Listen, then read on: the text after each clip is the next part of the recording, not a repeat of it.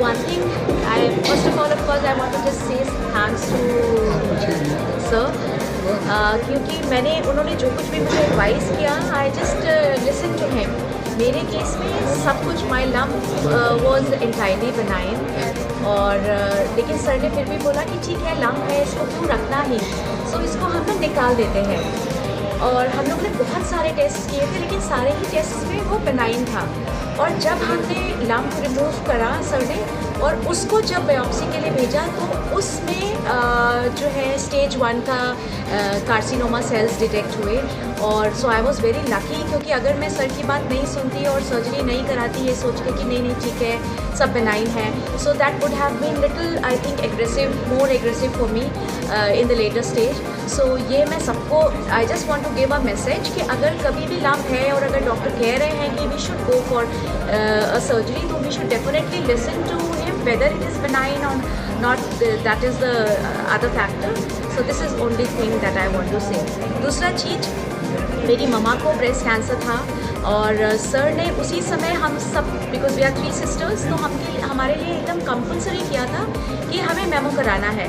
So this was just in my routine examination कि इतना early detect हो गया, and I am absolutely fine after the surgery. So thank you so much again. बोला सबसे ज़्यादा होने वाला कैंसर है, इसलिए महिलाओं को काफ़ी जागरूक होना पड़ेगा। इसके लिए आपको अपना ब्रेस्ट सेल्फ एग्जामिनेशन हर महीने, एटलीस्ट 3 महीने में, या तो फिर एक बार ही ज़रूर करना चाहिए।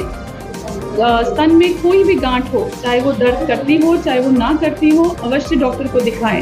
या ब्रेस्ट में से, निपल में से कोई डिस्चार्ज आना, जैसे कि रेड डिस्चार्ज आना, वो ज़्यादा इंपॉर्टेंट है अगर वो एक ब्रेस्ट से आ रहा है।